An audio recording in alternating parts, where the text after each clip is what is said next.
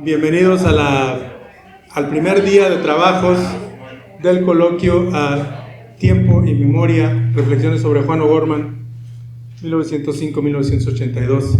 Es un gusto que nos acompañen esta mañana para dar inicio a este extraordinario coloquio, resultado del esfuerzo de una serie de entidades y universidades que nos acompañan esta mañana. Voy a ceder la palabra a la ingeniera Paula de Gortari, directora de la UNAM San Antonio, para iniciar con las palabras de bienvenida. Buenos días, bienvenidos.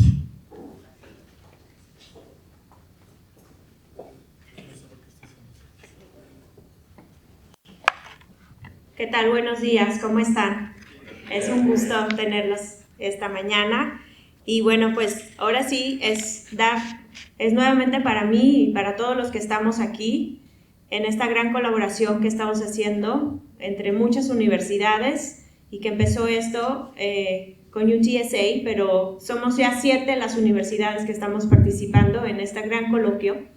Y pues es para mí un gran gusto dar inicio formal a este importante evento y a los trabajos que conforman este coloquio, en el cual se llevarán a cabo la reflexión, el intercambio y la discusión académica en el marco del coloquio Tiempo y Memoria, Reflexiones sobre Juan O'Gorman, que abordaremos de este inmenso legado de este artista mexicano. Para ello hemos convocado a los especialistas indicados que nos permitirán abordar los aspectos más significativos de la obra de O'Gorman en sus diferentes facetas, desde el arquitecto revolucionario que impresionó a Diego Rivera con sus propuestas funcionalistas, hasta el modesto pintor de caballete que protestaba contra los excesos de una modernidad rapaz y consumista, sin olvidar al muralista que llevó a una categoría superior el concepto de diseño y arte masivo plasmado en los exteriores de importantes recintos, tanto en México como en Estados Unidos. Para ello bastará con mencionar uno de los muchos ejemplos que pueden ilustrar la idea. Por ejemplo, aquí a unos pasos está una pequeña muestra de su creatividad e inmenso genio que nos conecta directamente con el corazón de la universidad y nuestro país. El mural La confluencia de las civilizaciones de las Américas, realizado con la misma técnica con la cual O'Gorman creó el mural de la Biblioteca Central de Ciudad Universitaria, hoy nuestro campus central, además declarado Patrimonio de la Humanidad, en donde proyecta la visión histórica del artista y en la que nos reflejamos todos, ya sea como mexicanos o estadounidenses, en la que dialogamos con el tiempo a través de nuestras respectivas memorias. Dicha sea de paso, este ejercicio reflexivo se da dentro de otro gran escenario que confluyen las diferencias, las similitudes, los intercambios y las disyuntivas de las relaciones binacionales que este año suman 2 siglos de establecidas entre México y Estados Unidos. Así, desde este recinto, aquí en la UNAM San Antonio, donde ahora nos hemos reunido, concurrirán las visiones de aquellos que han dedicado tiempo y memoria al análisis de la figura de Juan O'Gorman, al significado de su obra, sus aportaciones, a su esencia revolucionaria y al conjunto de ideas que se ofrecen desde el primer instante en que nuestros sentidos se encuentran con todo aquello que el pintor, arquitecto y muralista pensó y creó acerca de México, la historia de México y de México en la historia universal, justo en los momentos en que quizá la humanidad necesitó más reflexión, más conciencia y una condición distinta que O'Gorman supo advertir con precisión. En la confluencia, la necesidad y la creación de su necesidad de crear a través de la provocación y la disonancia, estos 2 días serán el espacio apropiado para abordar la arquitectura, las artes visuales, las técnicas y las tendencias que conformaron el pensamiento de O'Gorman, elementos que integran el contenido de esas reflexiones actualizadas sobre el artista y una oportunidad extraordinaria para reforzar los nexos con otras instituciones de educación superior que hacen posible este encuentro. Como lo mencioné, somos ya 7 las universidades que estamos participando en este coloquio. Me da muchísimo gusto. Vamos a grabar, como pueden ver, estamos grabando esto, va a estar en un momento, lo vamos a grabar y vamos a hacer un micrositio donde vamos a estar almacenando todo este conocimiento que se está aportando para que pueda ser material de consulta. Así que todos los que están aquí participando, que lo sepan, lo vamos a editar lo más rápido que podamos para que alumnos y otros colegas especialistas puedan usar este material como material de consulta, porque creo que nos parece importantísimo que esto quede plasmado en donde hay tantos especialistas hoy aquí reunidos. Muchas gracias. Y aprovecho, quiero también agradecer el apoyo que todas las entidades aquí representadas a través de todos ustedes y que nos permiten reafirmar y estrechar la habitual colaboración con otras entidades comprometidas con la difusión y extensión académica de los saberes generados al interior de las mismas y sin los cuales hoy no podríamos estar aquí reunidos. En la UNAM San Antonio deseamos que esto sea productivo, este intenso debate que tendrá lugar en nuestra sede, y deseo que disfruten esta programación que hemos preparado para ustedes. Nuevamente quiero agradecer a los patrocinadores de este evento, a Dean Martínez de UTSA, a Lisa Montoya, a UTSA School of Architecture, Texas Humanities, HEB, the City of San Antonio, the Flora Cameron Foundation, Loan Depot, Digital Photo Lab, Torrey Carlton, San Antonio Chapter, la Facultad de Arquitectura de la UNAM, el Instituto de Investigaciones Estéticas de la UNAM, a todo mi equipo de trabajo, muchísimas gracias, sobre todo a todo el equipo de Alfredo Ábalos por todo lo que han hecho, el gran enorme esfuerzo, les agradezco muchísimo, Alfredo, a todos los que están aquí, gracias a todo mi equipo también. Para que esto pueda ser posible. Muchas gracias por su presencia. And now I'm gonna pass the mic to Mike Blizzard, which is the director of the UTSA School of Architecture. Thank you so much.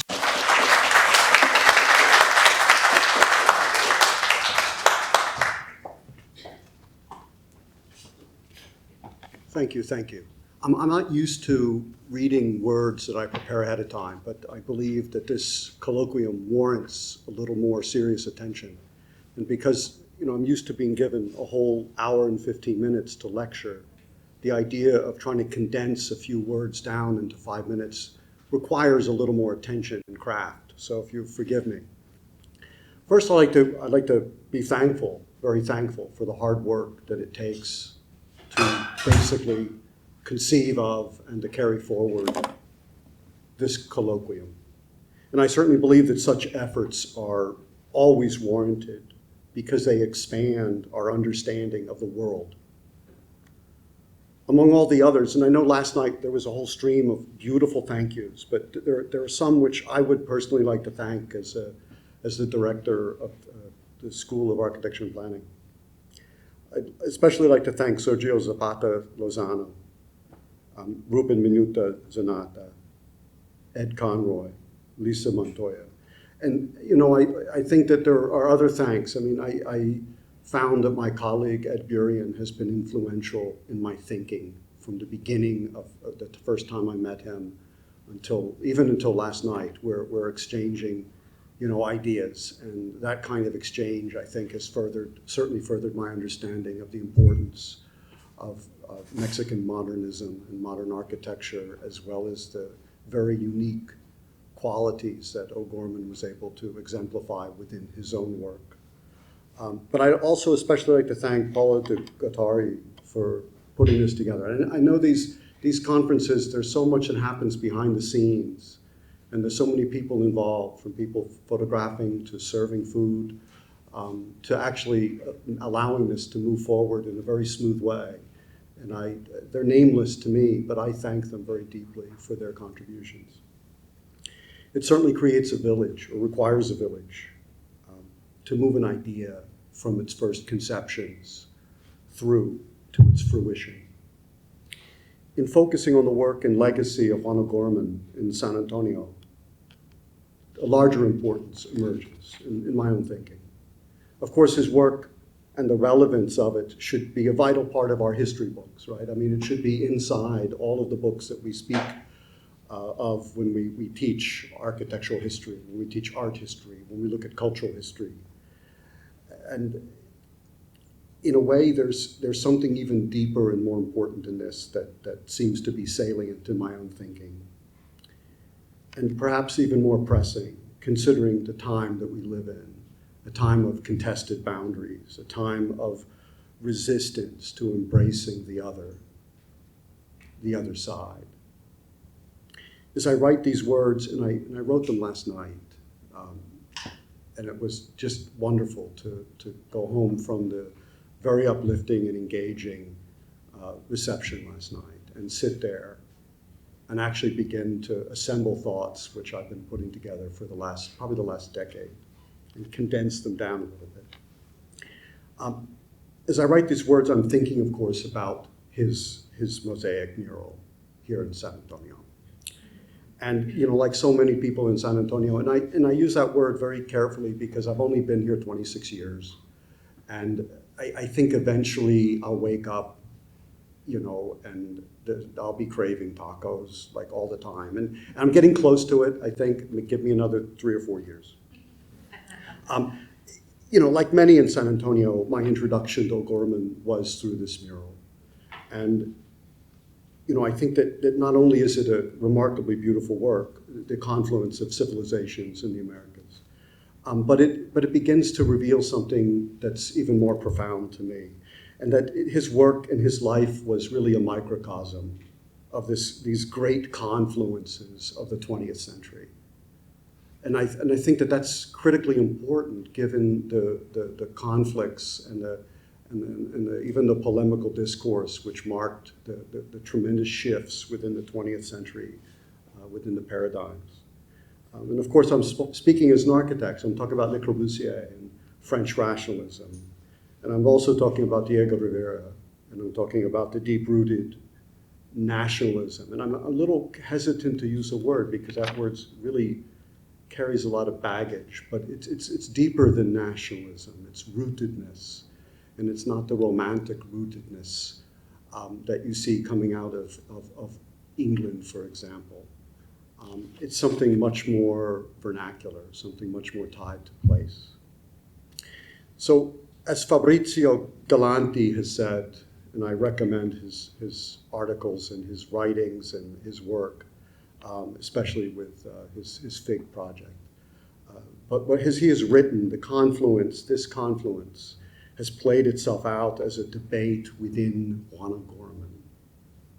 Okay, so it's not only this confluence that we see of different civilizations, it's something that is present within him as a debate, not as something which is cut and dry, a shift from one to the other foot.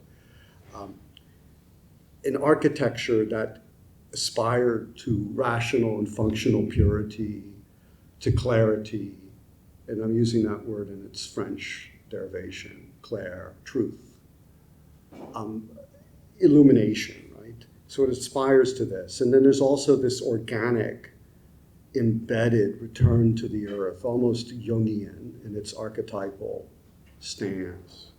An architecture that sought origins and also sought the stories of those origins. So these confluences are certainly very compelling to me. And maybe that's why I'm in San Antonio. Maybe that's why we're all in San Antonio. It's a place of confluence. And it's a place of uncertainty as well. And he embraced these two. The notion of the compulsion to study and to look into and to grapple with these confluences, and also the hesitancy, perhaps, that no doubt accompanied that. So the confluence of rivers, of course, is the metaphor that most readily comes to my mind. And I think of the water that is very turbulent at confluence. The confluence of cultures where we discover mirrors and labyrinths. These two are the same, perhaps. as we take in and absorb other stories. You know, in any place, the traces of these confluences remain, like superimposed paths of ancient rivers that cut deep in the terrain and remain as mysterious writings etched as on a manuscript. All these texts and textures, paths and confluences remain present, shaping our future. O'Gorman inhabited these waters, the waters of in-between. And I believe that it was exactly this condition, this ability to grapple with ambiguity, to grapple with uncertainty, with difference, that enlarged his world and gave him the capacity to embrace, to explore, to entertain seemingly disparate ideas. I think his best work certainly articulates these differences, and it offers us this insight.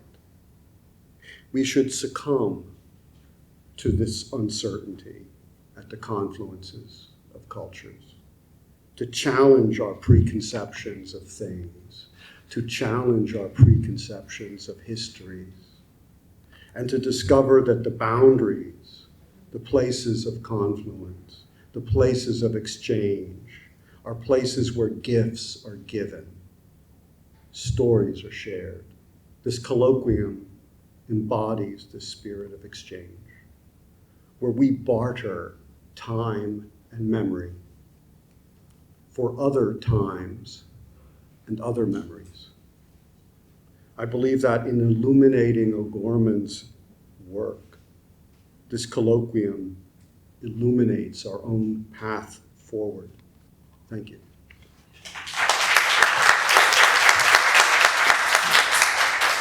Buenos días, pues agradezco muchísimo esta presentación, estas palabras que nos abren ese espacio para pensar a Juan O'Gorman en esas tensiones, ¿no? Me gustó mucho esta idea de los ríos subterráneos y creo que me gustaría que desde ahí comenzáramos esta mesa que se llama Architectural Space, Visual Arts Integration and Techniques, que seré la encargada de presentar, y invito a nuestra colega, a Elisa Drago Pavia, de la Facultad de Arquitectura de la UNAM, a quien tengo el honor de presentarles, con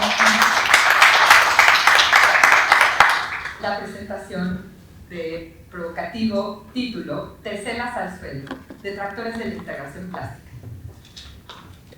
Muchas gracias. Sí se escucha bien, ¿verdad?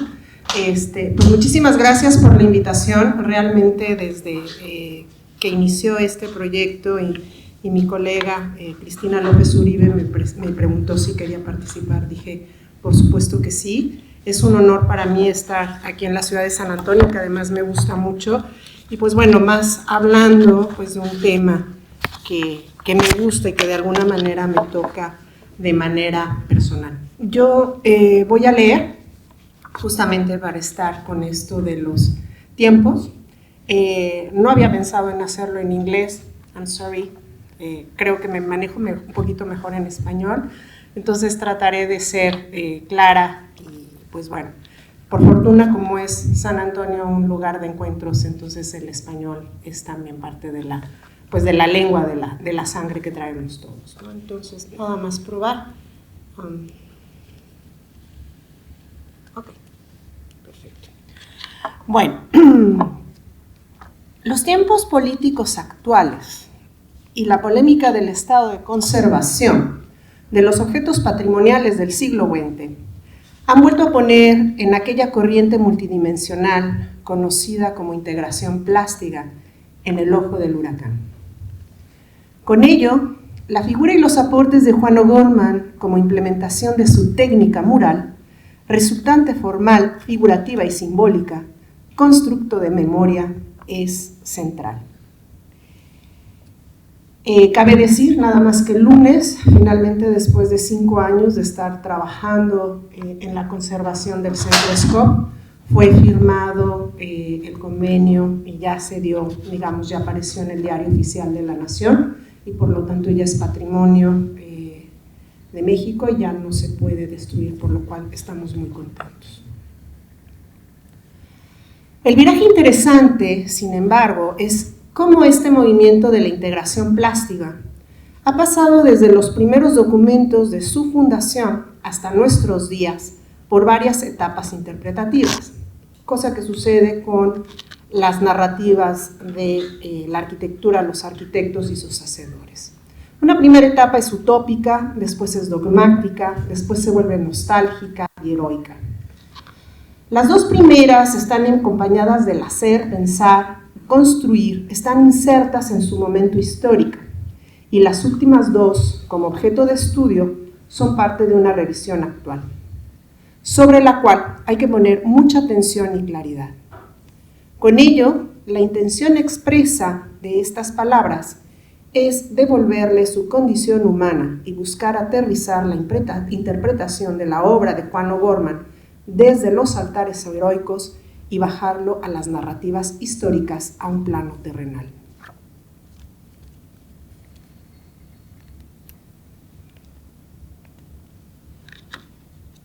Con esto ubico a Juan O'Gorman en este transitar temporal bajo dos miradas de su tiempo. La de Mauricio Gómez Mayorga, testigo directo, que nos permite agregar textura y un cariz complejo, y desde la autocrítica que hiciera el mismo Juan O'Gorman de sí mismo. 3 artículos y una ponencia son las fuentes principales de esta revisión, escritos que se datan entre 1950 y 1961. Mauricio Gómez Mayorga, en 1949, escribiría en la revista Espacios, con un anuncio con bombo y platillos, que los arquitectos mexicanos habían encontrado el camino para realizar la tan soñada arquitectura nacional. Aún no tenía nombre, pero un año después aparecería en la misma revista el panfleto manifiesto, firmado por Rosell, Carrasco, Cruzat, Villa, García Maroto y Atolini, y un plan general de integración mexicana que le presentarían a Carlos Lazo, quien lo hizo suyo. Conceptos como planeación, planificación, orden, progreso, justicia, modernidad, desarrollo, técnica, integración, control, tomarían un viraje rápido de lo utópico a lo doctrinario, mediante la doctrina gestacional del diseño de un ideal político de Estado social eficiente y desarrollista. Sobre esto nos hablará Albert mucho mejor que yo. Su designación como gerente general en la construcción de la ciudad universitaria, como presidente de la Sociedad de Arquitectos Mexicanos y secretario de Comunicaciones y Obras Públicas, fueron 3 de los varios puestos y encargos políticos en los cuales Carlos Lazo, con su visión de arquitecto integrador, plasmaron los ideales políticos. Una suerte de escolástica moderna que permitió, mediante las artes figurativas acompañadas de la arquitectura y el urbanismo, mandar un claro mensaje de un Estado nacional fuerte.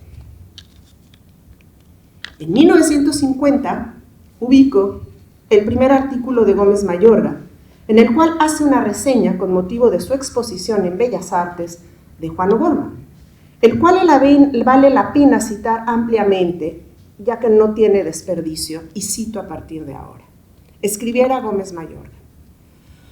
Como muchas personas saben ya, el arquitecto Juan O'Gorman fue hace años, durante una juventud que por otra parte conserva aún, uno de los líderes más importantes del movimiento arquitectónico, político y artístico, sí, artístico, que se llamó funcionalismo. Esto era ya por 1927, 28 y 30, no sé por qué se brinca el 29, pero bueno. Cuando a pesar de la ya perfectamente consolidada Revolución Mexicana y del ya claro triunfo de la pintura mural, había aún muchos prejuicios y residuos de academia y de malentendido nacionalismo con los que barrer. La idea venía de Europa y la palabra misma fue acuñada allá, pero tenía que ser aquí, donde cobrase un nuevo impulso y un sentido económico y plástico, que son aún de admirarse, y que son todavía mejor ejemplo de arquitectura que los reblandecidos ejemplitos de neodecadentismo aparecidos en nuestra arquitectura en los últimos años. Juan O'Gorman y Juan Legarreta, líderes y apóstoles, demagogos fanáticos, técnicos y artistas ambos, hicieron surgir hace 20 años esas escuelas, esas casas obreras y aquellos edificios sindicales con grandes paños de vidrio, con instalaciones sanitarias visibles, con barandales de tubo galvanizado y con toda aquella ascética desnudez y aquella cruda asepsia que tanto molestaban a las buenas personas y que hicieron surgir de labios de los románticos y de los mercachifles y supervivientes del colonialismo la indignada expresión cajones con agujeros. Hoy son otros tiempos. Aquel funcionalismo ha sido por una parte digerido y superado y por otra negado y desvirtuado. Juan O'Gorman tuvo tiempo seguramente para decepcionarse de muchas cosas y de mucha gente, y debe haber visto, como muy pocos entendieron y recogieron, el gran sentido moral que había en su arquitectura y que falta hoy, tan evidentemente, en la obra escénica y aparatosa que se construye a tan alto costo para los ricos de hace 5 minutos. Hoy, Juan O'Gorman, magnífico apóstol de una causa demasiado estricta para que muchos lo siguiesen, parece haberse encaminado definitivamente hacia la pintura, por medio de la cual puede seguir diciendo muchas cosas que debe decir y expresando otras muchas que, como todo artista, le brotan inconteniblemente desde adentro.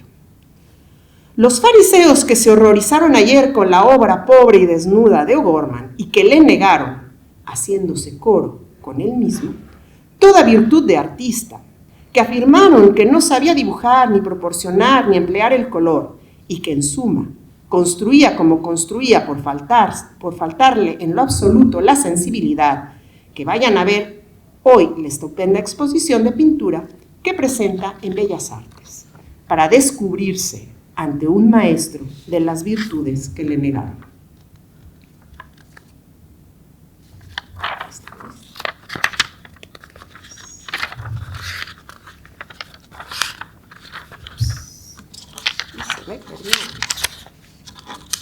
Bueno.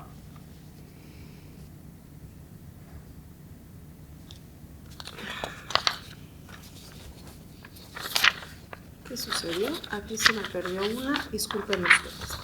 Bueno, entonces voy a platicar la siguiente hasta llegar aquí.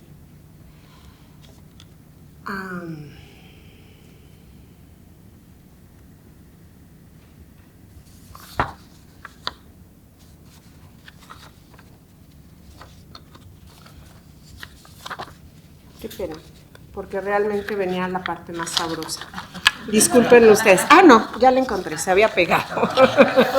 Disculpen ustedes.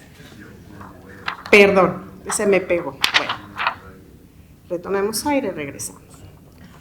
Juan el pintor sigue siendo naturalmente un arquitecto de primer orden. Sus cuadros están programados, resueltos y construidos. Su colorido está valorado con habilidad exquisitamente musical. El espacio de sus cuadros está administrado, distribuido, finalmente canalizado por certeros e invisibles circulaciones. Es arquitectura. Sí, arquitectura. En última instancia, puede llamarse también ese lirismo del orden sentido y expresado, de la proporción justificada y visible de las jerarquías lógicamente establecidas. Hay que reconocer desde luego que la primera impresión ante la obra de O'Gorman como pintor, conociendo su historia como líder y como arquitecto, es de profunda sorpresa, pues no se encuentra relación inteligible entre la fantasía y el lirismo, e incluso el romanticismo, del pintor y su dureza y frialdad como arquitecto. No faltará quien diga de que se trata inclusive de una gran rectificación. Pero, a juicio nuestro, esto no es así, y las pinturas que admiramos no expresan otra cosa que el lado que estuvo oculto tras de un fervor y de una campaña que precisamente tuvo mucho romanticismo y que vista ya a distancia muestra perfiles de espiritualidad que no hacemos sino volver a encontrar en la pintura minuciosa y pulcra, irónica e infantil, romántica y poética, visionaria e idealista de O'Gorman. Cierro la cita. La importancia del paso por la ciudad universitaria de Carlos Lazo fue total. El diseño general de cada una de las edificaciones se transformó del proyecto original y esto significó el descontento de muchos de los arquitectos participantes. Casi todos aceptaron los cambios de lenguaje a sus proyectos. Algunos pocos renunciaron y denunciaron, como fue el caso de Mauricio Gómez Mayorga. Y otros, como Juan O'Gorman, mostraron cierto desdén, pero posteriormente. De la Biblioteca Central, de la cual se expresó así en 1954, en su ponencia de Limba, Juan O'Gorman diría, cito, «Le ha tocado a México ser el lugar donde se ha iniciado este movimiento para incorporar de nuevo la pintura y la escultura a la arquitectura en escala mayor.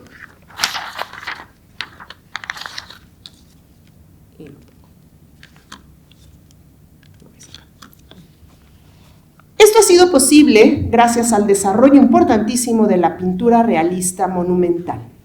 Con la excepción del Estadio Olímpico de la Ciudad Universitaria, cuya arquitectura sí corresponde, en mi concepto, en la plástica de México y también armoniza con el lugar donde está construido. En todos los otros casos, la decoración exterior que se ha efectuado como una simple yuxtaposición de la pintura de carácter mexicana sobre el cuerpo extranjero de la arquitectura importada. La crítica que a este respecto ha planteado sobre la biblioteca de la ciudad universitaria el pintor Alfaro Siqueiros es, a mi juicio, exacta. Pero esto no quiere decir que para estar a tono con el modernismo decadente hay que hacer una pintura y escultura que correspondan a la estética internacionalista de la arquitectura, pues esto significaría ser todavía menos objetiva la expresión y su conjunto, y más incomprensible a las mayorías populares. Cierro cita. Y señalaría más adelante, con su arraigo en el aspecto técnico. Las piedras naturales de colores de muchos lugares de México, desencantándose de las teselas, Duc du Point, vinelitas clorídicas o Carrara Glass, de las teselas utilizadas por otros artistas en la obra monumental. Es decir, el secreto está en las piedras mexicanas. Su hartazgo hacia la arquitectura, la pausa de más de 15 años, vendría de las pugnas y del agotamiento mismo de la forma y de la contradicción en cómo se estaba aplicando irracionalmente el funcionalismo como ideal hasta convertirse en el estilo internacional, meramente comercial, que de hecho lo llamaba Poncho Coca-Cola el estilo. Del funcionalismo, diría, se perdió lo siguiente: por su carácter mecánico y técnico, se ignoró la necesidad del placer estético, que es una de las más importantes funciones de la verdadera arquitectura. De autoproclamarse seguidor ferviente de Le Corbusier hasta renegarlo y aceptar un descubrimiento tardío en Frank Lloyd Wright, para él hay un viraje natural, pero que a sus seguidores realmente desconcertaba. No es de sorprender entonces que entre 1950 y en 1954 la escalada del discurso cambiaría rápidamente en la crítica arquitectónica. Gómez Mayorga, su principal crítico y detractor, lo llevaron a renegar sus mismos proyectos antes de que el aspecto doctrinario y público se impusiera ante un movimiento que de integrador se volvió excluyente. La memoria y las formas del mundo prehispánico como única fuente de inspiración, válida para la nueva y moderna arquitectura mexicana. El intento de darle a la integración plástica un valor técnico y serio, al ser incluido en la parte introductoria del libro de materiales y procedimientos de construcción de Fernando Barbará Cetina, o la sombra de Carlos Lazo más allá de su muerte y su obra monumental de más de 6,000 metros cuadrados de murales, con decenas de varios artistas plásticos participando en él, no sería suficiente para consolidar el movimiento. Los paralelismos con los intentos de imponer artes, arquitectura y urbanismo controlados por el Estado, se acercaban mucho a las visiones totalitarias de las tendencias, de las experiencias europeas de inicio de siglo que desencadenaron en guerras mundiales. Sobre esto pondría señal de alarma y crítica Bruno Zevi con su libro con su texto crítico Grotesco Mexicano. Con el número 36 de Artes de México, con sus notas polémicas sobre la arquitectura contemporánea en México, en 1961, Mauricio Gómez Mayorga lanzaría una estocada final a la moda pasajera disfrazada de mensaje social, como la llamó, y O'Gorman es traído a colación constantemente. Algunas veces con nostalgia, otras no. Realmente no le perdonó su relación estrecha con Diego Rivera y su experimento con el anahuacal. Ni de dejarlo, esta es la verdad, como el último de los arquitectos técnicos de su generación.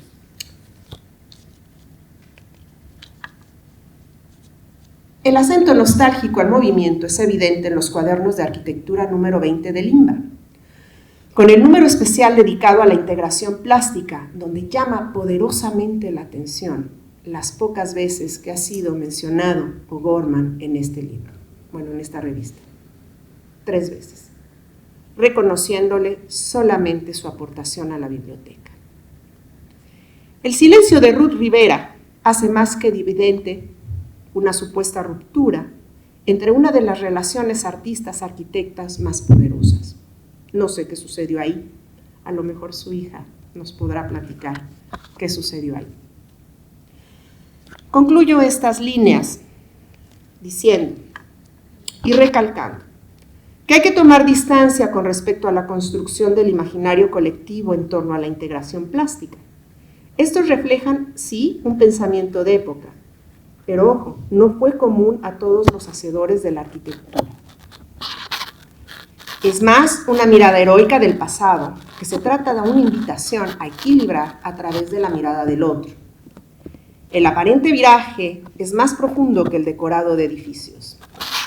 El modo en que fueron hechos el bastidor moderno, con materiales locales arraigados a la tierra, narran una historia colectiva que tiene más sentido que el uso artificial de piezas producidas en serie. En las primeras, las piedras manda y la habilidad del artista se impone al material que en su condición artificial es más sencilla de manipular. Un valor agregado es voltear a ver los murales de piedra local donde la filosofía de fondo permanece. Y ese es el verdadero aporte que permanece fiel a sí mismo de Juan O'Gorman. Muchas gracias.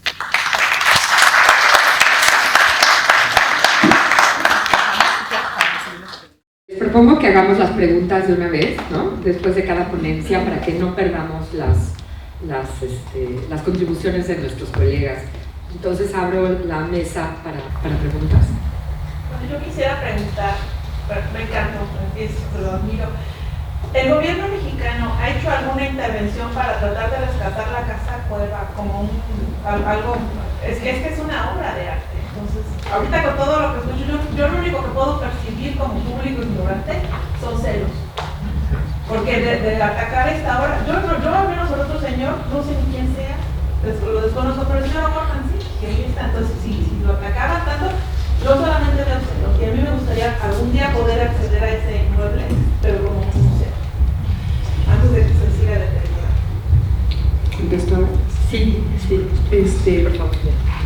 No quiero que te lleves una desilusión, pero la maravillosa casa cueva queda poco. Por ahí dicen que está por debajo de los aplanados, no lo sé, no me consta. Pero los procesos para que el gobierno intervenga y haga declaratorias son muy largos. Si el centro Scott en escala que tiene, la importancia que tiene, pues nos tardamos casi 5 años. Entonces se requiere tener un estudio crítico profundo, histórico, analítico, histórico, arquitectónico, y luego lanzarla por la convocatoria. ¿O llegar al precio del dueño? No, en realidad se puede hacer por las instancias legales, pero no es tan sencillo. Es posible, hay que levantarnos. Es posible cuando hay una voz colectiva, que por ejemplo, mientras seamos voces sueltas, somos voces en el desierto. Yo creo que la fuerza está en trabajar en colectivo y bueno. Lo importante es que sigue funcionando, ¿no? Como organización. Sí, por favor. Pues tengo una cosa especial en este coloquio, soy el más antiguo, creo. Sí. Y cuando fui a estudiar medicina en México en 1905, bueno, fuimos a vivir en 52, empecé en 53, me sorprendió ver que junto a los tres famosos artistas estaba Juan O'Gorman y dije, pues, eso no lo ves en los periódicos. Y desde luego que estoy encantado de la vida de estar aquí en este coloquio con la hija de este genio O'Gorman, pero refiriéndose a la casa que él construyó. Mi padre construyó una casa también porque iba a casarse y en ese tiempo no permitían que se casaran sin tener una casa. Entonces pensé yo, está en Piedra Negra su huida. ¿Qué va a suceder? Porque él la construyó.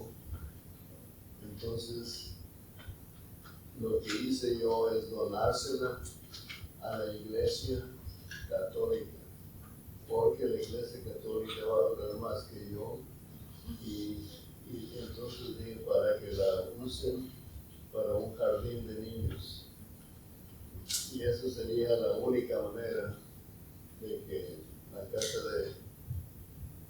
de este genio permaneciera. Gracias por su aportación. ¿Hay alguna otra pregunta? Tendría que ser muy breve porque si no, creo que vamos un poco retrasados, ¿verdad? Partimos un poco tarde. Les voy a pedir en adelante si pueden hacer las preguntas un poco más breves, perdón, porque si no vamos a... ¿no? Sí. Muchas gracias, Elisa.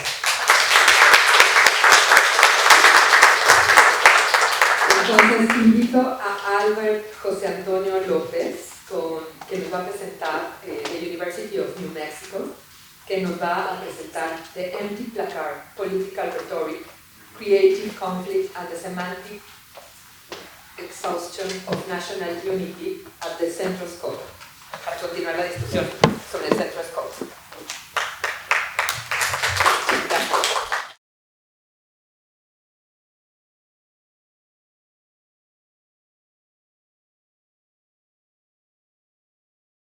Hey, okay. My presentation today uses Juan O'Gorman's mosaic panel mural Canto a la Patria, located on the Centro Scope, and a much repeated autobiographical quip that noted his opinion of the supposed political stupidity of the architect planner Carlos Lasso Barreiro to spark a wider investigation. Taken together, they highlight not only O'Gorman's dramatic falling out with this rising but ultimately crashing political figure within the Partido Revolucionario Institucional, or PRI, but also open up a broader exploration not only of architecture's professional culture, but also its political implications within the contested mid-century statal and political transformations and definitions of Mexican nationalism that contributed to the formation of the modern and decidedly authoritarian Mexico of the second half of the 20th century. I will focus on the multi-pathed trajectories of a socio-political goal of Mexican nationalism from the early 1940s through the mid-1950s, which was national unity. Unity was, to be sure, both the means and the ends of a contested political strategy deployed on numerous fronts, and this term could variously be used to describe a pragmatic ideological centrism, an imagined popular frontism, a balancing of various regional dynamics of power and visions of economic development, as well as a co-option or forceful neutralization of both far-right and left-wing political challenges to the virtual one-party state. While focusing on the term's socio-political dimensions, I likewise display the term's usage in administrative and architectural professional discourses of the same period. Adding nuance to the contested rhetoric of unity was its coexistence with another area of semantic experimentation with the terms and concepts of integration and integralism. We are well aware of the gravity of the former word, integration, in its aesthetic context with the discourse of integración plástica, and should recall that in the early conceptualization of this artistic and architectural practice, the words integration and integral were made practically synonymous within aesthetic terminology. Siqueiros theorized a plástica integral. Likewise, when speaking of the relationship between art and architecture, José Gordillo used the terms integración and integral interchangeably. We should note, however, that the aesthetic definitions of these terms only explain one half of our understanding of these terms. Significantly, Gordillo noted that formal and technical integration and integrality also connoted an ideological unity within a society. This points to the fact that these semantically related terms were also central to mid-century discourses of Mexican political economy. This was clear in the language of a new generation of architect planners. We know, for example, of Mauricio Gómez Mayorga's conceptualization of integración, but also Guillermo Rosell and Lorenzo Carrasco's participation in the Plan General de Integración Mexicana, and the more elaborate theorizations of planificación integral, or integral regional planning, drafted by the architect planner Carlos Lazo Barreiro. During his involvement in the presidential administrations of Miguel Alemán Valdés and Adolfo Ruiz Cortines. While the conceptualization of integrality and integration strongly informed each other in Mexican architects' theorization of planning and managing the nation's political economy, they were not always interchangeable within this discipline and were apparently less so when the disciplines and languages of planning, architecture, and the arts intersected. Throughout this talk, I'll complicate our understanding of mid-century Mexican unity and show why it had become such a polemical construct by briefly examining how one of its interpretations was briefly shaped by the ideological concept of integralism, or integral nationalism, which is a political doctrine of organic socio-political organization and anti-liberal and authoritarian statism that was popular in the interwar period and influential amongst various Catholic action groups. To do so, I explain how this ideology informed Lazo's planificación integral and the power dynamics of project management that this planning theory entailed. At the same time, I'll show its relation to the semantically similar concepts of integration, an equally potent idea that evoked institutional and territorial aggregation. Centralized coordination was a concept most often associated with Fordism, was the paradigm of the political economic reorganization of post-World War II Europe, and, with its connotations of collaboration, was a concept that could be more palatable to those members of Mexico's political left who accepted, however cautiously, the imagined popular frontism of the post-revolutionary era. Critical to the concepts of integration, integralism, and unity are the themes of inefficiency and decadence, and the demand for political reorganization and renovation. By the mid-1940s, the aging cadre that had come to power with the Mexican Revolution 2 decades prior had entered a legitimation crisis that was tied into fears of a post-war economic contraction and a stalling of the nation's socioeconomic and moral progress. The changing ideological tenor of Mexico's leadership and dominant party, the newly reorganized Partido Revolucionario Institucional, or PRI, the slowdown of critical revolutionary era social projects due to the constrictions imposed by the geopolitics of the Second World War, and the perceived failures to maintain a consistent push for an increasingly industrialized economic nationalism were central to many a critic's case for crisis. This narrative was colored by the not incorrect framing of a political culture guilty of graft, favoritism, and other forms of corruption, as well as its increasing willingness to be courted by local and foreign capitalists. Lazo's theories of planificación integral, the central component of his various programas de gobierno, contributed to a public perception of political crisis. It offered very pointed opinions framed within an integrationist and integralist political framework that pointed towards the supposed political administrative causes of a stalling material and social progress. Lasso's criticism stood out as an argument for reforms in political leadership, however. He contrasted the nepotism and cronyism of the decadent military caudillaje with the age of the rational, professional, and supposedly apolitical técnico. For Lasso, the most well-rounded and managerially competent of técnicos was the architect-planner. Out of all of Lasso's varied proposals in an edition of the Programa, published in Excelsior in early 1950, one of the most critical to the question of what federal political reforms were necessary to his vision of socio-economic development and reimagined leadership was the argument that a new secretariat be formed, a Secretaría Técnica de Planificación, or a technical secretariat of planning. The institutional organization of this proposed federal body drew from Lasso's understandings of various forms of European pre-war state corporatism, both fascistic and socialistic, American New Deal regional planning, the Mexican architect planner Carlos Contreras' calls for a planning ministry from 2 decades prior, as well as French theories in scientific management, such as Henri Fayol's outlines for administrative reorganization based around particular managerial functions. In Lasso's case for the proposed new secretariat, the Fayolist functionalism was reduced to just 3 principal bodies whose responsibilities were planificar, or to plan, coordinar, or to coordinate, and vigilar, or to monitor, with the last duty referencing the necessity of oversight, a shift from Fayolist language specifying an office of control, both terms that stressed efficacy and sought to curb supposed excess. Lasso's structural and institutional solution was reflective of a hybrid, integralist, technocratic, corporatist, and authoritarian presidentialist perspective that credited the failure in effectively executing infrastructural plans to an ostensible weakness of executive power over an expansive federal bureaucracy. The proposed secretariat was conceived of as a special agency of coordination between the office of the presidency and the numerous federal dependencies directed by members of the presidential cabinet. Furthermore, this institution was the logical result of a new political order that Lasso felt, or at least desired, to be imminent, a futuristic Mexican society shaped by what he defined as a new rational planning attitude, as well as a more emotional, unifying sentiment that he summarized as a mystical passion for Mexico.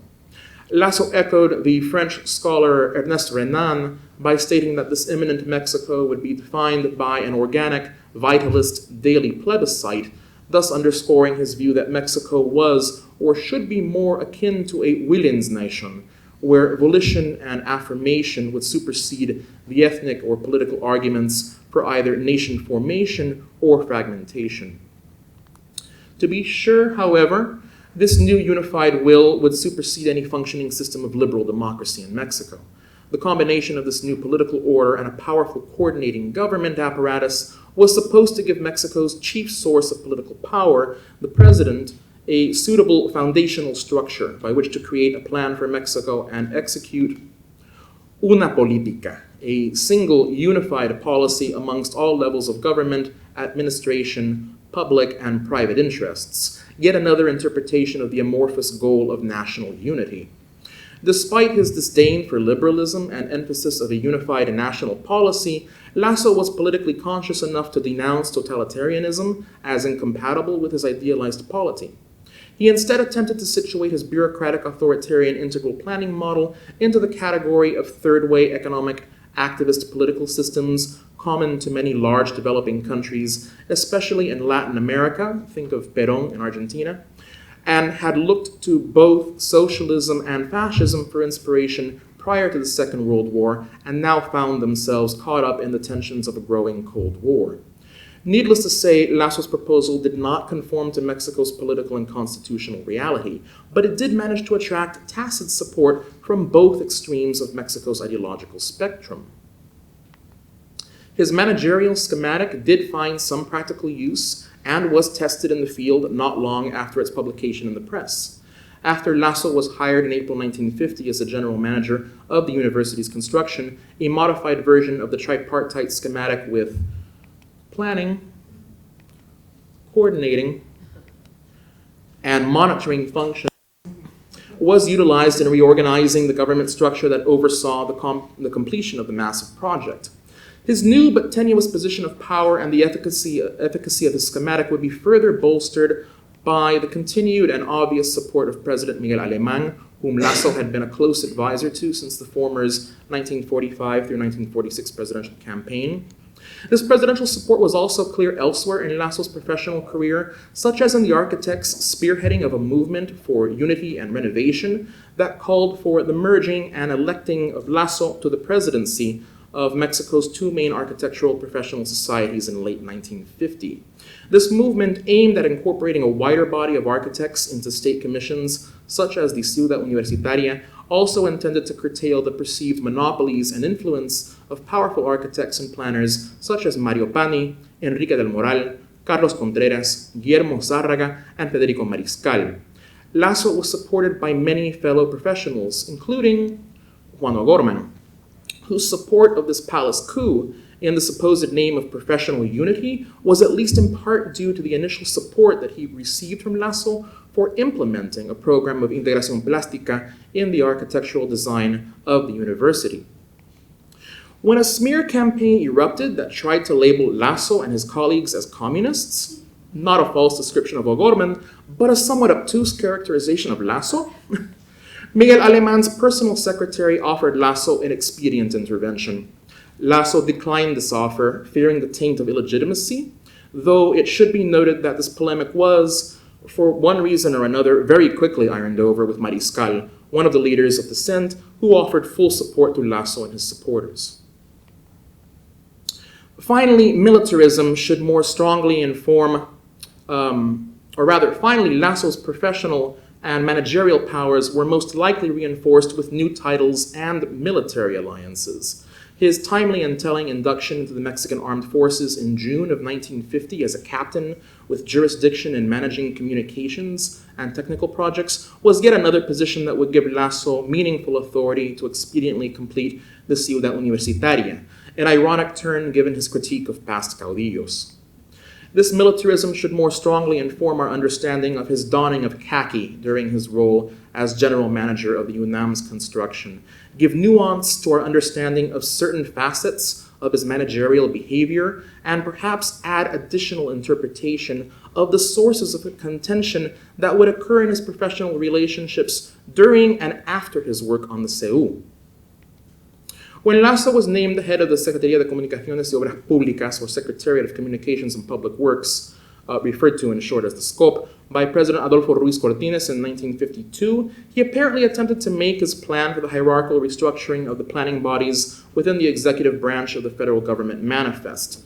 The lofty desire to create a new cabinet position and a national planning body did not come to pass, but instead an empowered Dirección de Planificación del Programa de la Secretaría de Comunicaciones y Obras Públicas was proposed as a presidential decree draft written in part by Lasso with a similar organizational structure and cross-jurisdictional authority of this unrealized dependency.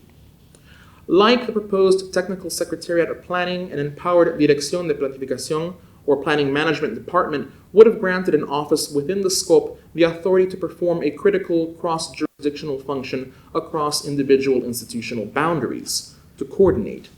As a cross-jurisdictional and cross-disciplinary planning body, its primary objective was to forge a so-called technical unity necessary for an integral approach to planning the nation's material development, as well as a cross-jurisdictional capacity to monitor the completion of the respective programs elaborated by the federal government, so as to suppress corruption, consolidate patronage, and give the administration the completed public works necessary for its perceived legitimacy.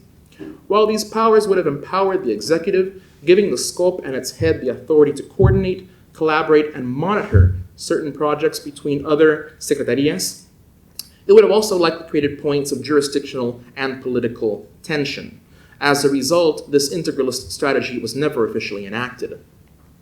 Instead, a less powerful Dirección de Planificación appears to have been created and led by the architect-planner Manuel Pizarro, that aside from its Office of Communications and Transport's promotion, a small but impressive apparatus of propaganda, only had meaningful planning coordinatory powers across the offices and departments within the scope itself.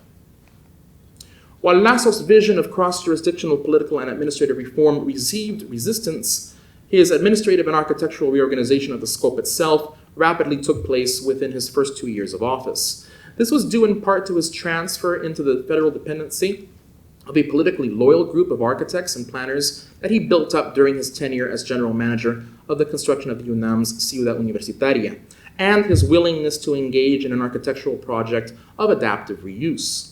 Lasso pragmatically negotiated a large land swap with the Mexican Social Security Institute, or IMSS. The exchange allowed for the scope's rehabilitation and utilization of a massive and apparently structurally deficient hospital building located in the Narvarte neighborhood of Mexico City that was designed by Lasso's close colleague, Raúl Cacho. The once widely dispersed internal dependencies of the scope could be centralized into an integrative whole in the vast new building at Lasso's disposal.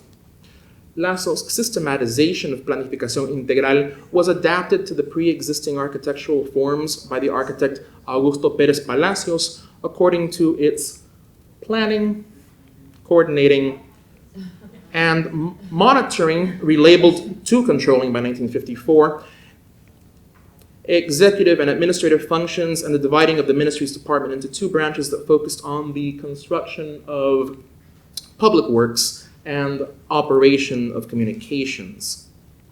So the administrative schematic was superimposed by Pérez Palacios on the hospital's three pre-existing elements of massing, originally meant for hospitalization, intermediate services, and external consultation, and should be regarded as a significant case study in the multivalency and adaptability of functionalist architectural programs, as well as the modernist perception that equated programs with treating the body with those that sought to address the body politic. These masses were originally intended to contain the discrete but integrated functions of an ideal hospital that were necessary for modern multidisciplinary medicine. The architectural partie and medical program had been determined by key architects and physicians working in Mexico at the time, such as the collaborations between José Villagrán and Dr. Salvador Zubirán, or Hannes Meyer and Dr. Neftali Rodriguez, the latter two actually authoring the program that defined the large zone IMSS hospitals, such as the Narvarte building.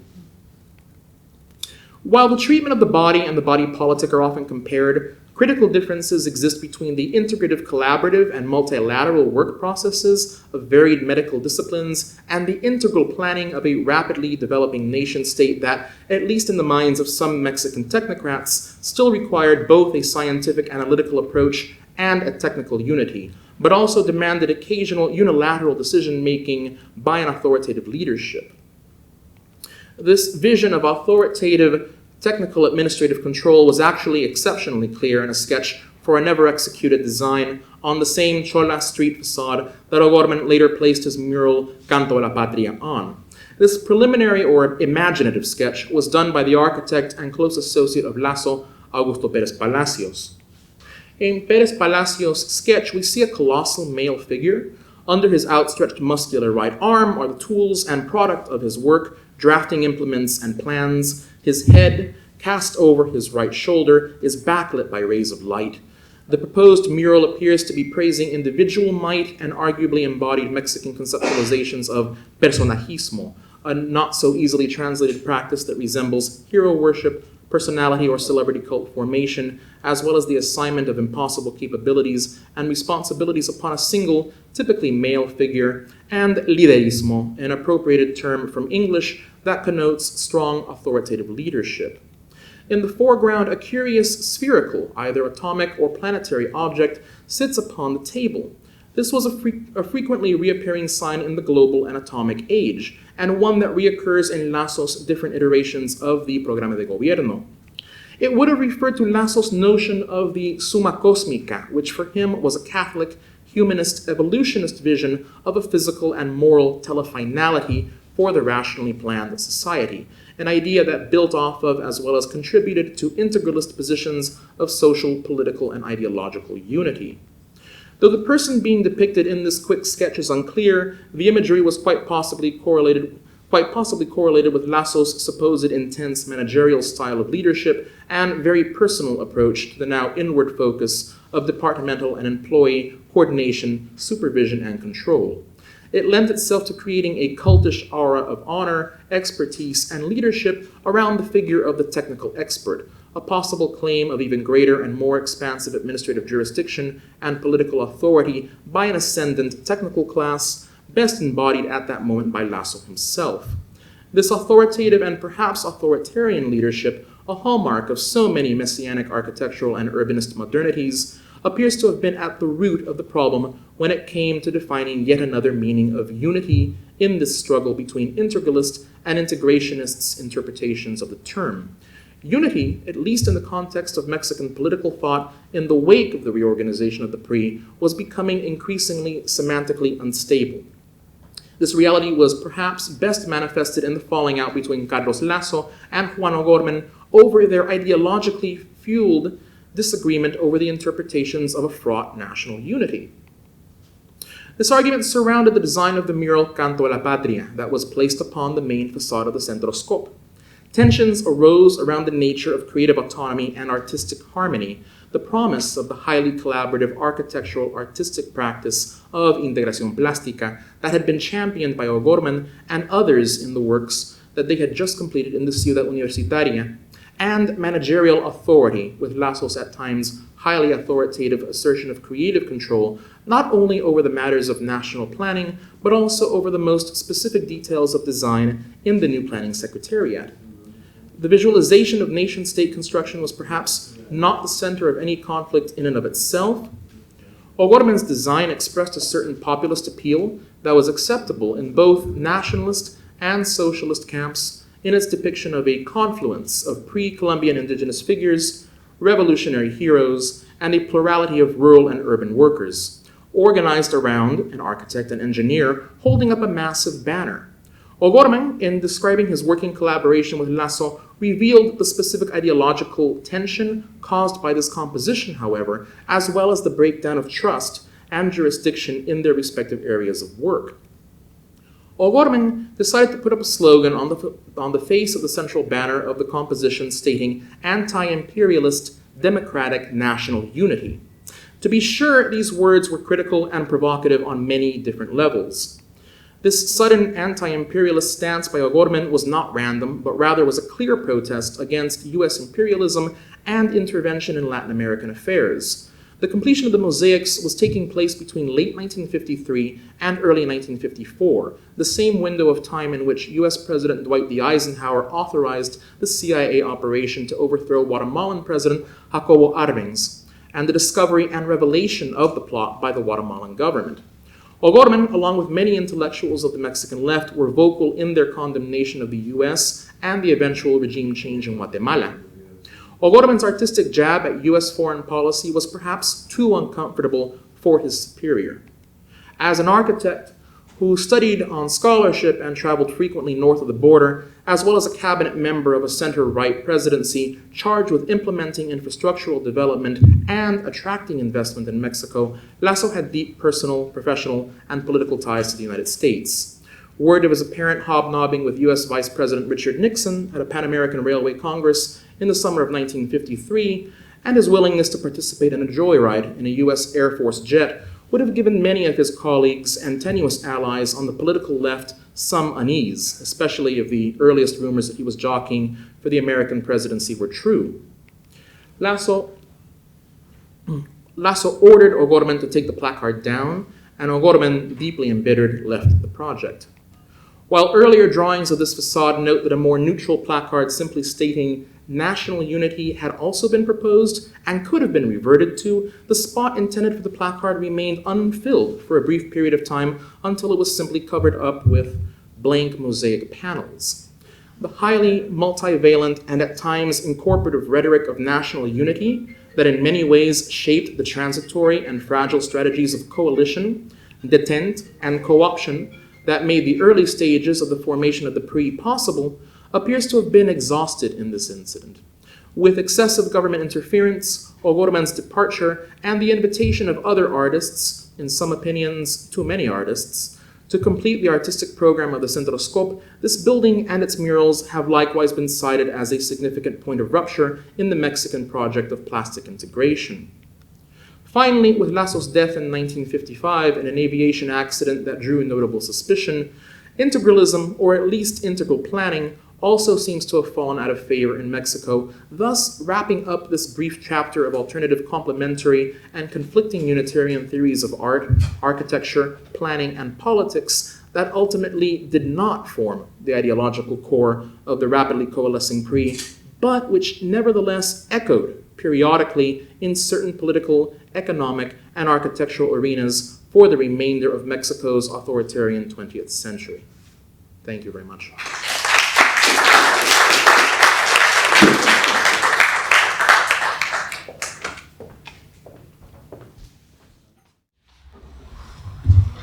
Muchas gracias por esta ponencia muy interesante e iluminadora sobre la integración plástica y para pensarla desde otro punto de vista, ¿no? Un punto de vista muchísimo más político que me parece muy interesante. Me gustaría ver si alguien tiene alguna otra pregunta. Sí, Elisa. Hola. Albert, a ver, te voy a lanzar otra piedra. Creo que más que buscar hacia el peronismo, deberías buscar hacia el desarrollismo brasileño de Cardoso. Cierto. Hay ciertas relaciones con el peronismo, pero también con el nuevo Estado de Brasil. Y sobre todo ambos son pues, muy conectados con ideologías italianas, pero sobre todo sobre una ideología francesa que fue muy popular dentro de la acción francesa, por ejemplo, y con la formación de lo que fue el Vichy después. Por eso allá tenemos esa conexión también con nuestro muy queridísimo Le Corbusier y su sindicalismo, que también es otra rama o parte de una escuela de pensamiento fascista, en fin. Pero sí, hay todo como una constelación a constellation of thought that shows these connections between far-right thinking, but also points of intersection with the various socialisms that emerge out of the 19th century as well, which creates these points of suture where we find members of right-wing and left-wing tendencies connecting as well, under the guise, again, of an anti-liberal state that could actually enact some form of social policy, be it a moralizing and conservative one, or a more social and emancipatory left-wing one. Pero, no, buena sugerencia. Gracias, Elisa. Ya tienes tema para tesis postdoctoral. Sí. El libro, ¿no? Hola, Cris. Hola. ¿Qué pasa con los mensajes que están en los otros murales de O'Gorman, de las otras fachadas? Hay mensajes también, ¿no? Sí, hay mensajes también. Sobre todo vemos, en fin, una buena muestra de lo que fue la política integradora de Lazo, porque, en fin, es todo, parte de esa fachada, todo que muestra lo que era una política de comunicaciones, sobre todo. Y con eso podemos entender más la política económica, the political economy, the structuralist political economy de México de aquel entonces, que en fin pues fue una política que quería hacer inversiones en ferrocarriles, en autopistas, en la aviación sobre todo, pero también tenemos que ver que esta economía de inversión fue una causa de una larga historia de deudas también en México. You know, that this mentality of high cost structural investment was leading the country into high debt accumulation that actually received sort of a slapping on the wrist by the Ruiz Cortines administration that was saying, hey, this is too expensive. Instead of focusing on aviation and railways, we should focus on telecommunications. Que en fin fue el papel del SCOP después de Lazo. Durante Buchanan hacía más planes para la inversión en un programa de radiodifusión. And that was why, for example, railroad construction, for example, the line between Durango and Mazatlan was abandoned, actually. The vision that Lazo had was quite frankly too expensive for the state. It couldn't be accommodated, at least with accruing high national debt. We do see that there's a page that changes in Mexico's developmentalist policy that begins to increase its foreign debt in order to keep up with the pace of modernization. So despite Lasso's passing, the pathway to modernization remained exceedingly expensive. Pero ya puedes discernar cosas, ¿no? de una política de transportación y comunicaciones en O'Gorman's work, which I'll probably talk a little more in the book when that starts happening. Save everything for the book when you can answer it. Yes. Perdón, entonces estudiaron arquitectura Lasso y O'Gorman en México. Bueno, en la Escuela Nacional de Arquitectura, que luego fue la Facultad de Arquitectura. Los dos fueron estudiantes al mismo tiempo, diferentes. O'Gorman daba pláticas, daba clases. Él daba clases en la Escuela Nacional de Arquitectura. Lasso fue estudiante y luego participó en cursos posgrados en los Estados Unidos bajo una beca, el Delano Aldrich Scholarship, which was partially funded by the AIA. But he also received funding from the Secretariat of Foreign Relations in Mexico. Y ella pues participó en clases en Columbia, en MIT, in the Armour Institute of Technology, later became IIT. So he had strong relations with American schools of planning, not unlike his predecessor, Carlos Contreras, who studied at Columbia. So he was just following in the footsteps in some respects of the same intellectual path. Forging, his training as a Mexican architect in Mexico, but participating in a more Western Anglo-European, US-European mentality of planning.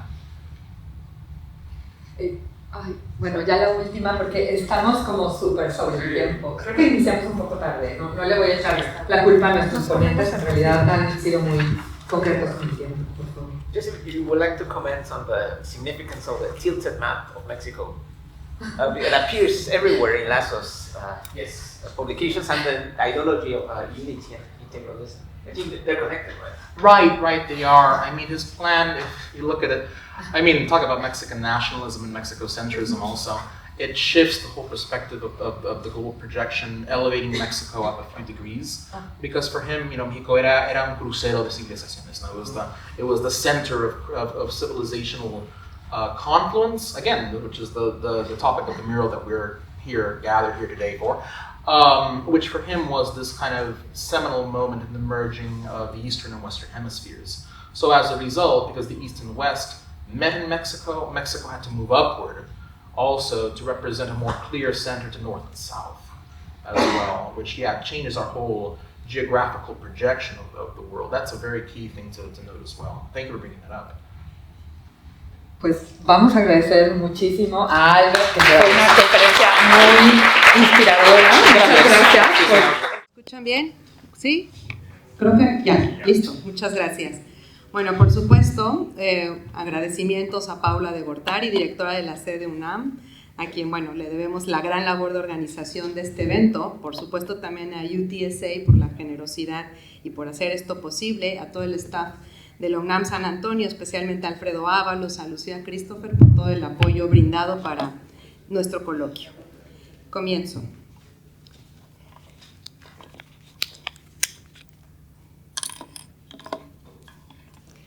En el contexto de la Feria Internacional de San Antonio, Texas, de 1968, llamada Hemisfair,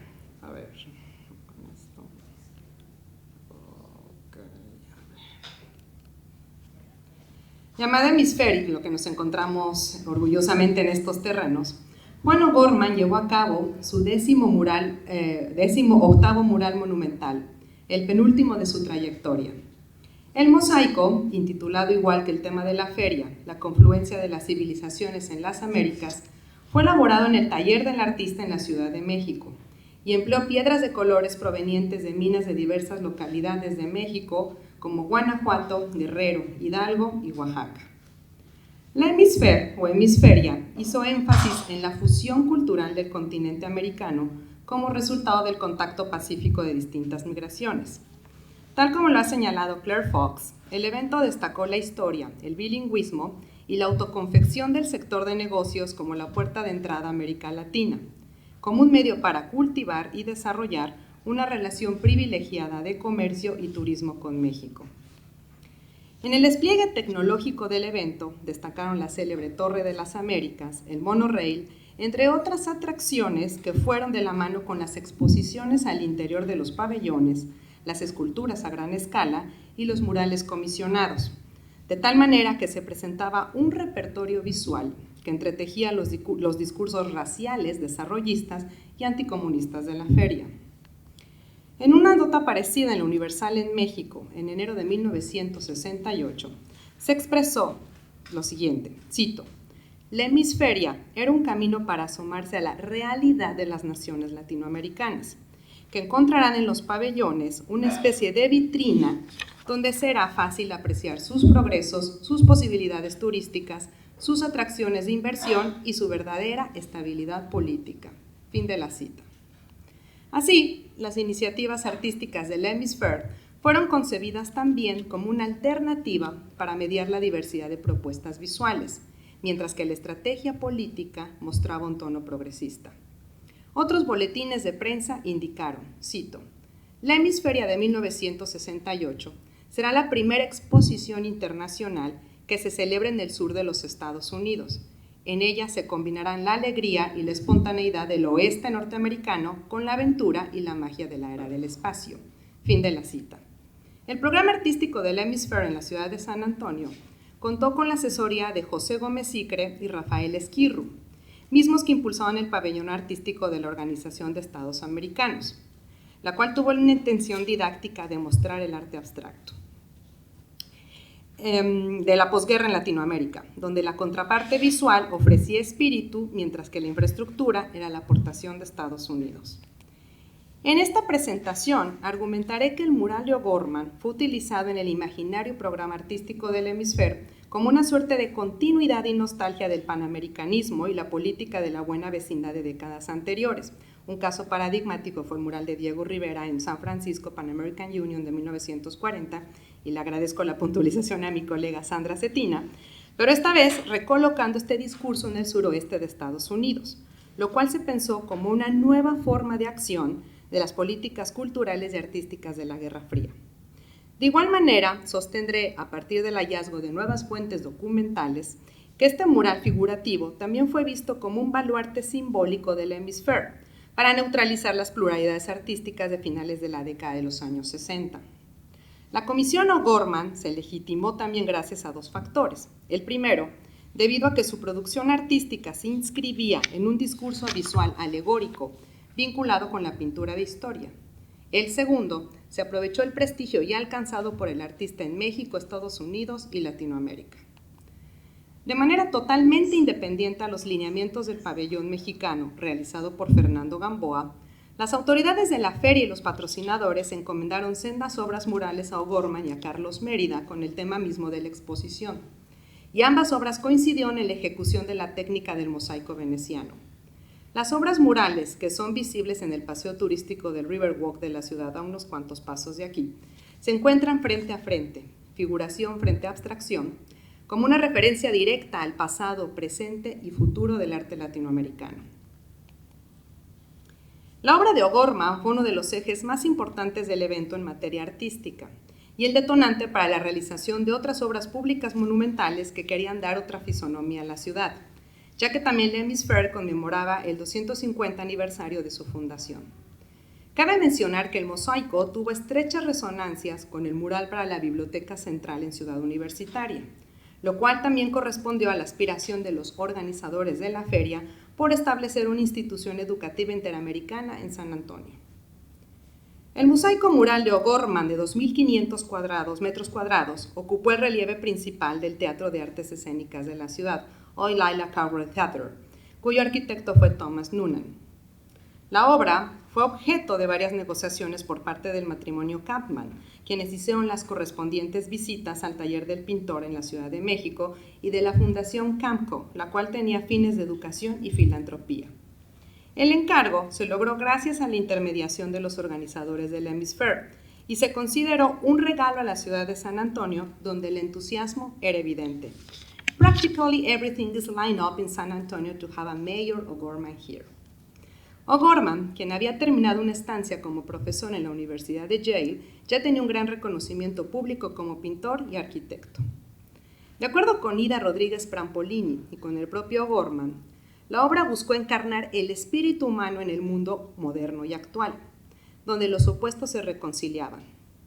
El mural tiene una narrativa semejante a la de un códice, visto incluso en su planimetría, y alude al encuentro entre indígenas americanos y las civilizaciones griega y romana.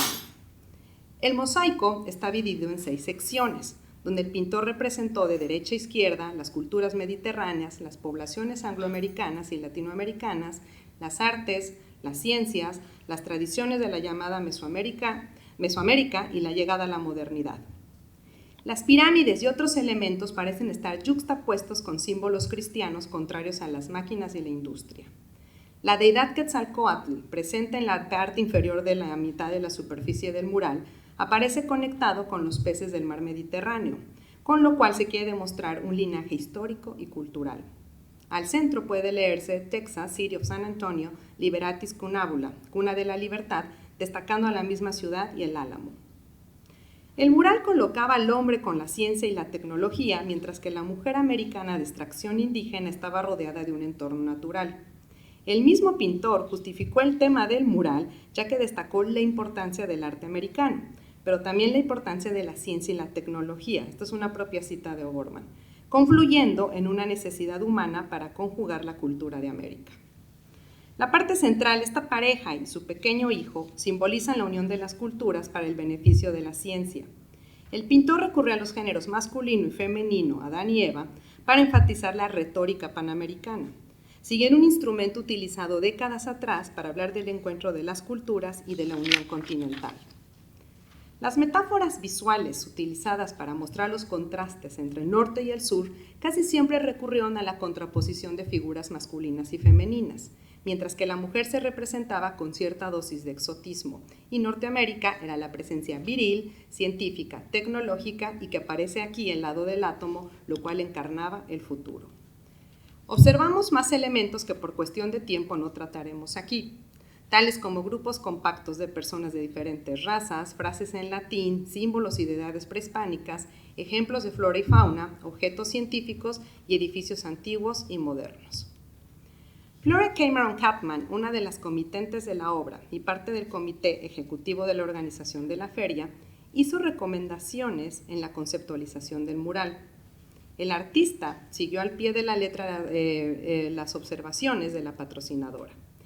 De acuerdo con Catherine Nixon, Mrs. Chapman sugirió reevaluar la presencia de algunas figuras, como la de una bañista, un vaquero y una torre de perforación de petróleo, mismos que tenían un tamaño más grande en los bocetos y donde ella apeló a cierta sensibilidad que los tejanos se caracterizaban a menudo como petroleros y o vaqueros. Sin embargo, se llegó a un acuerdo en que la imagen del vaquero que ustedes pueden ver en la imagen o ranchero debía permanecer, ya que la cría de ganado era una parte muy importante en la identidad de Texas. En el mismo sentido, los patrocinadores también señalaron a O'Gorman que la imagen de su avión, la que pueden ver en la parte superior, ¿sí la ven?, era obsoleta y le preguntaron si podía ser más abstracta o representativa de un jet supersónico muy moderno y de última generación. A medida que avanzaba el trabajo de O'Gorman, Mrs. Chapman estaba convencida que el mural transformaría la fisonomía de la ciudad y le hizo nuevas observaciones al pintor, como el cambio de una figura femenina del lado derecho del mural vestida completamente de blanco, que también la pueden ver en la imagen. Mrs. Chapman recomendó añadir algo de color a la indumentaria de la mujer para que no pareciera una enfermera, institutriz o una criada de los años 60, lo que consideró bastante inapropiado en la representación de una sociedad, así es la cita, occidental, vigorosa, pionera y democrática en la década de los años 60. La patrocinadora quería ver plasmada una mujer inteligente, moderna, o bien una madre o una hermana mayor. Para O'Gorman, el enorme paño mural fue concebido para provocar en el espectador una emoción similar a la que produce el arte, donde enfrentó, pero a la vez agrupó, dos civilizaciones diametralmente opuestas, vislumbrando temáticamente una profecía. En síntesis, y tal como señala atinadamente Fox, las obras comisionadas para el Hemisphere ofrecían escenarios sensuales de confluencia cultural, que, según esperaban los organizadores de la feria, precipitarían otras formas de interacción transfronteriza resultante de la unión de la cultura y de la industria corporativa. Los organizadores del Hemisphere establecieron el primer contacto con O'Gorman en 1966 para la ejecución del mural, donde al inicio también se contempló una obra al interior de un edificio. En estos intercambios epistolares, O'Gorman dejó entrever su metódica forma de trabajar, sobre todo lo referente al costo, construcción, elaboración y sobre todo traslado del mosaico. El pintor subrayó la realización de bocetos a lápiz de toda la composición para marcar los cambios de las autoridades de la feria, mientras que el proyecto final, realizado a color y con la técnica al temple con su correspondiente copia helográfica, tendría un carácter definitivo. Cabe mencionar que el pintor no pudo asistir a la instalación del mural por cuestiones de salud, pero fue claro que la comisión le interesaba sobremanera, ya que vio una oportunidad para ampliar y continuar sus investigaciones en torno a la pintura mural en México, pero pensar sobre todo en su exportación. En las negociaciones directas con el presidente del Hemisphere, Marshall Steeves, se indica que el mosaico estaría formado por losas de hormigón prefabricado, que añadido con la búsqueda y recolección de las piedras naturales de colores, sería una labor que llevaría alrededor de 5 o 6 meses. Estas cartas evidencian el cuidado que tuvo O'Gorman con sus ayudantes Enrique Valderrama y Jorge Best para la realización del mosaico, donde también se detalla el proceso de traslado del boceto al mural y la meticulosidad requerida para colocar las piedras de colores de tonos verdes, rojo, rosa, negro, amarillo, gris, violeta y azul, empleando al mismo tiempo trozos de vidrio que antecedió el trabajo con el hormigón y la fijación de los anclajes de varilla metálica en cada sección del mural. Para la colocación de las piedras numeradas sobre el diseño, O'Gorman acudió al trabajo de 5 chicas, ya que a consideración del pintor, las mujeres tenían mayor exactitud para esta difícil tarea. En su autobiografía publicada en 1973, O'Gorman se refirió a la comisión del mosaico, pero también mencionó algunos cambios e innovaciones respecto al mural de Ciudad Universitaria. Por ejemplo, el vidrio azul fue cambiado por tabique esmaltado de azul cobalto, que combinado con pequeñas piedras de colores daba un buen efecto y resultado. Una vez llegadas las partes de la obra San Antonio, se procedió a su colocación en el sitio ya preparado y a su integración con la arquitectura del recinto, encomienda llevada a cabo por ingenieros calificados.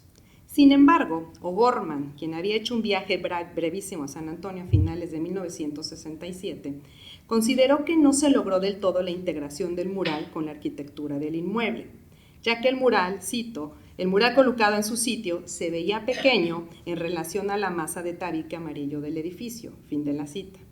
A su juicio, el mural sí le dio color a la fachada, al tiempo de quejarse un poco de que la Comisión de Bellas Artes del Hemisphere pusiera algunos reparos al mosaico y su diseño, pese a la unanimidad de otras comisiones. Asimismo, el pintor comentó que su obra fue vista como un reflejo de la cultura de México y que el mural sería cercano a la población mexicoamericana. Más allá de una lectura iconográfica de esta obra, creo necesario pensar en la concepción panamericana del encargo a O'Gorman y su posible intercambio o ecos con otras comisiones murales emplazadas en otros espacios de la feria. En este sentido, el pintor guatemalteco Carlos Mérida realizó su propia lectura artística del tema del evento.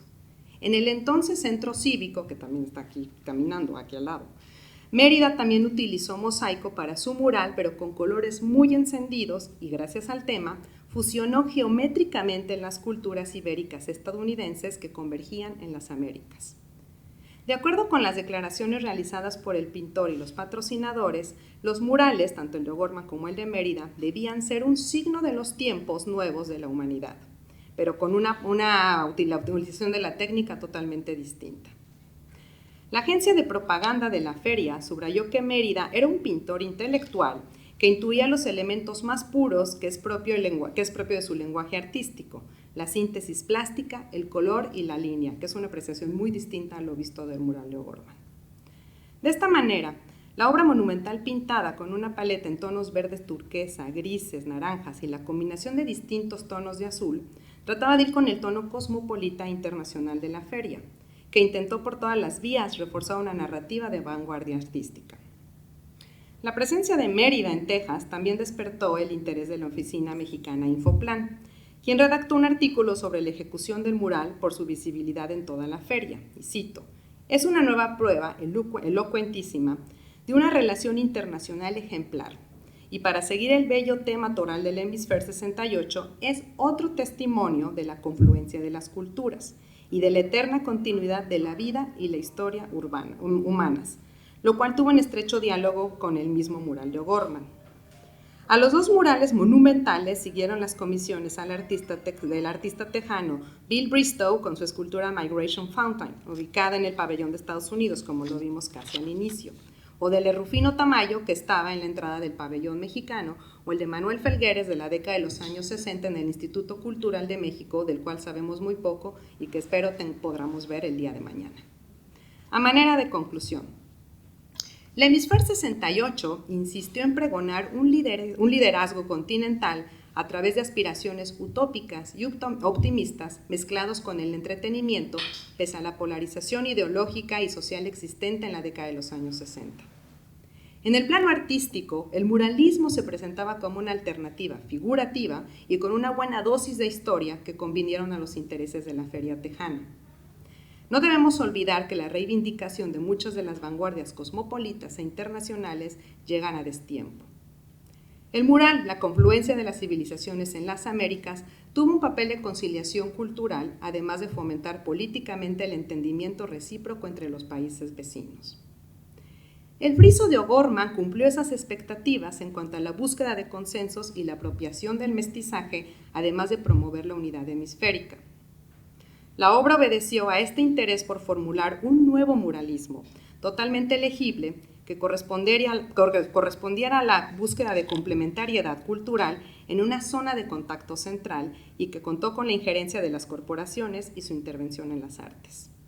Finalmente, la también llamada joya de la corona ha sabido trascender y prevalecer como una muestra más del imaginario pictórico o'gormaniano, pero esta vez con un acento transnacional. Muchísimas gracias.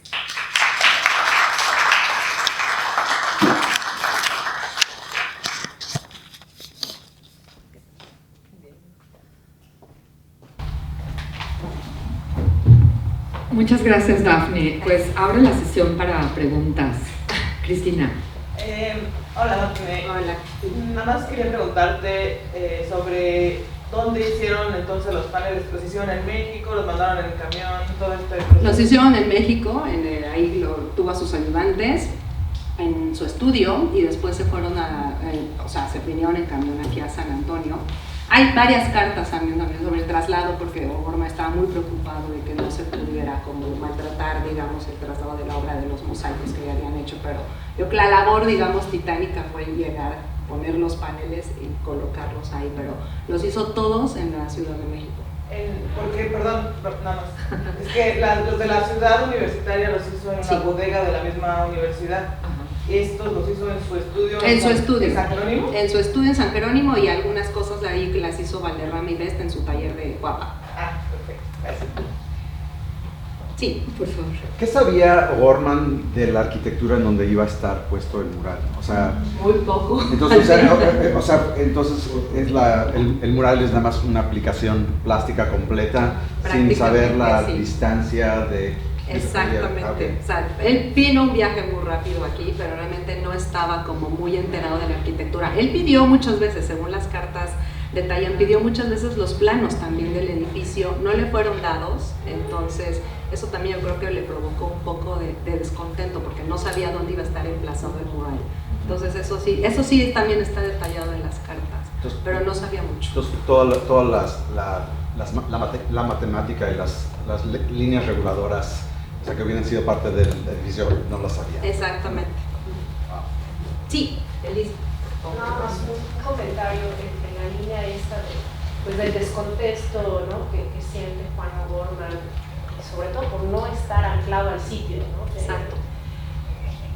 Es muy contradictorio, es muy bello y lo que queramos, pero es contradictorio consigo mismo. Entonces yo no sé si esto realmente le conflictuaba en lo que él creía que era arraigarse al sitio a partir del material y relegar de la arquitectura moderna, que se hubiera convertido en algo que podía estar en cualquier lado, finalmente que terminar un mural así. Entonces no puedo imaginarme realmente el dolor que le pudo causar esto, ¿no? Es una gran contradicción. Es una gran contradicción porque al mismo tiempo estaba muy orgulloso de la obra, ¿no? Entonces, porque finalmente sí estaba realizando todas las investigaciones en torno a la pintura mural, estaba muy contento de utilizar el mosaico, pero yo creo que sí, efectivamente es una gran contradicción al no ver el mural emplazado en un lugar que fue como de su completo agrado, ¿no? O con las piedras de aquí, exactamente. Estoy seguro que si hubiera tenido tiempo hubiera hecho una investigación, por supuesto, de los materiales del sitio, y eso es lo que hubiera tenido. Exacto. Y es otra cosa. Y además fue también la cuestión del tiempo, o sea, eso fue como algo definitorio también para la realización de la obra, porque la obra finalmente el traslado iba a ser terrestre, entonces eso les preocupaba mucho a los patrocinadores de la feria. Aunque yo voy a meter aquí mi cuchara y pienso que O'Gorman era, bueno, no sé, ¿no? Pero en general era muy crítico con su propia obra. O sea, no puedo pensar en alguna pieza que él dijera, esto es perfecto, esto quedó, ¿no? O sea, siempre era muy crítico ante sí mismo. Era del club de los inconformes, como Cézanne, ¿no? Como Rivera, o sea, eran como, nunca quedaban, ¿no? En conformidad con esto. Pero lo que me parece muy interesante de lo que estás diciendo es que los hayan trasladado desde México aquí, hoy que estamos justo ante la crisis de qué vamos a hacer con el scope, ¿no?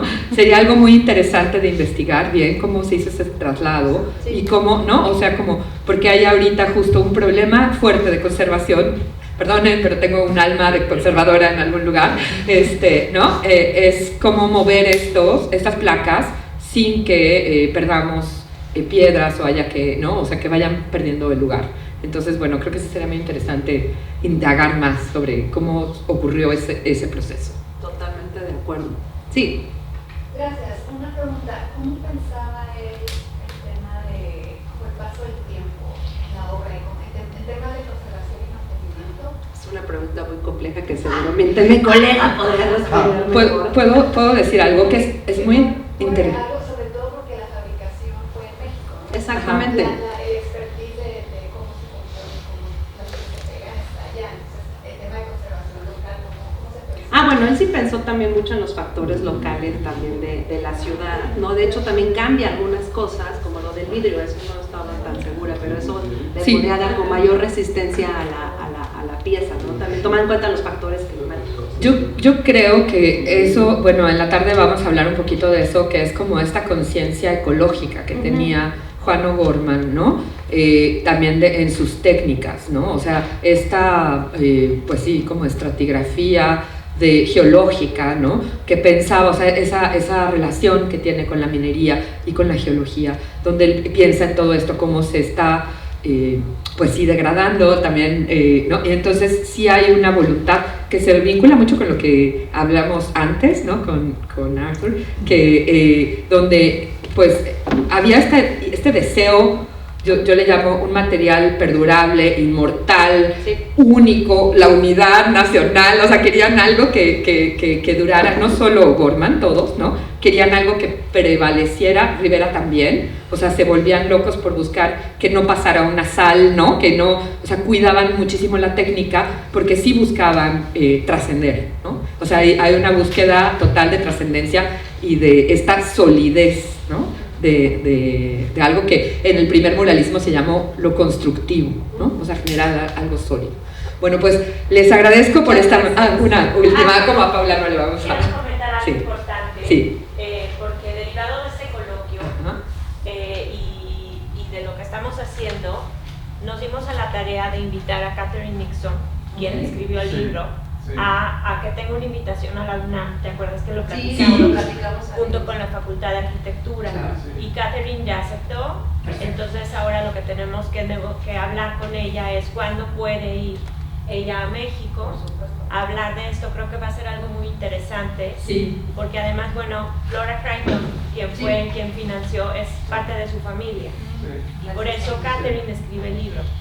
Entonces creo que va a ser algo muy interesante de algunos comentarios que se han hecho aquí, para que pues creo que se aclaren dudas. También quiero comentar que gracias a la gran labor que hemos hecho con Ed Conroy y con UTSA y los archivos de UTSA, tenemos aquí en la galería, mañana se termina esta exposición de Fotoseptiembre, que ustedes también nos ayudaron mucho, y hay una parte donde están, cuando llegaron aquí los murales, hay una foto, si la quieren ver, que se ven los mosaicos apilados en el piso y están ellos. Es una gran foto. Es una gran foto, entonces bueno, nada más quería comentar eso y pues también avisarles que estén pendientes para ver cuándo va a ir Catherine a México. Haremos lo mismo, grabar su ponencia allá a México, porque es algo también que nos decían en México, que se habla muy poco en México del mural que está aquí. Se habla claramente de mucho de todo lo que tiene allá, pero también valdría la pena que se hable. Y ella está muy contenta y aceptó esta invitación. Entonces, ahora nos falta definir la fecha y las condiciones. Entonces, gracias por esto. Muchas gracias. Ay, bueno, ya. Si me permite, sí, por favor. Un comentario personal. Yo asistía cada día a Hemisphere como adolescente. Yo era voluntario en el Youth Pavilion. Entonces, yo estaba muy influenciado por el fenómeno de Hemisphere. Y nada más quería decir que el mural y el logo de Hemisphere, de la confluencia, era, yo pienso, una influencia determinante para un cambio en la cultura de San Antonio. Sí, absolutamente. Y en los 60 había un tiempo de grandes precios todo el día por todo lo mexicano. Mexicanos estaban referidos como mezquins, muy común, y todo el sur de la ciudad donde yo vivía, que era bastante mexicano, estaba redlined, en el sentido que era muy difícil obtener préstamos para el desarrollo de cualquier cosa, y la educación. Entonces, después de todo eso, San Antonio realmente cambió, porque era una imagen de que realmente captó la imaginación de mucha gente y todo el proceso de la feria, ¿no? Y entonces yo debo mucho en esa forma a Borman, ¿no? y sus patrocinadoras, porque ahora están patrocinando eso, ¿no? Entonces yo quiero dar gracias a todos ustedes para reflexionar en un nuevo nivel para nosotros, porque todavía tenemos que avanzar otra vez. Aquí en San Antonio tenemos muchos mexicanos que son expatriotas por el nivel de crimen, ¿no? Las pérdidas personales y todo lo demás que no tenemos que mencionar. Y entonces estamos integrando una nueva influencia mexicana en este tiempo. Muchas gracias. Muchas gracias.